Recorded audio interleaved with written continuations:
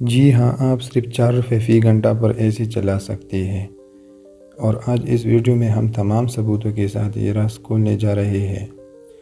بڑھتی ہوئی مہنگائی اور گرمی میں بجلی کی بل کی فکر کی بغیر آپ آسانی سے اے سی چلا سکتے ہیں، لیکن اس کے لیے کچھ اہم باتیں جاننا ضروری ہے۔ ویڈیو آخر تک دیکھیں، اور اگر کوئی بات سمجھ نہ آئے تو نیچے کمنٹس میں اپنا سوال ضرور پوسٹ کریں۔ ہمارے چینل کو سب سے پہلے سبسکرائب کریں، گھنٹی کا بٹن دبائیں اور اس ویڈیو کو لائک کریں۔ چلو شروع کرتے ہیں۔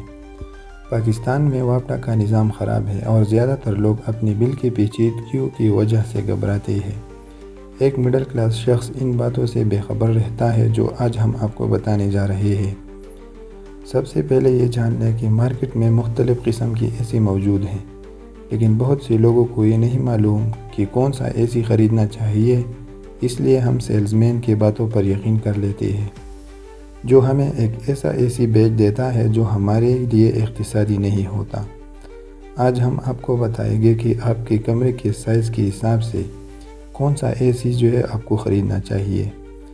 اگر آپ کا کمرہ 15 بائی 15 فٹ کا ہے تو 1 ٹن کا انورٹر اے سی کافی ہوگا۔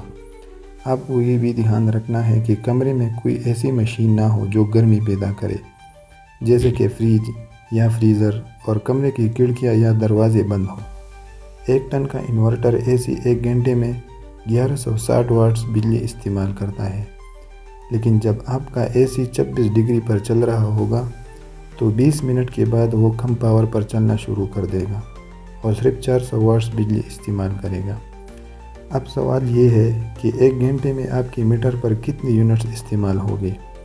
1 یونٹس 1000 واٹس کے برابر ہوتا ہے، یعنی اگر آپ کا اے سی 400 واٹس استعمال کر رہا ہے تو 1 گھنٹے میں 0.4 یونٹ استعمال ہوگی۔ پاکستان میں بجلی کے نرخوں کے مطابق 100 یونٹس تک استعمال کرنے والے صارفین کا 1 یونٹ 17 روپے 60 پیسے کا ہوتا ہے، یعنی 1 گھنٹے میں آپ کا اے سی صرف 48 پیسے کا بل استعمال کرے گا۔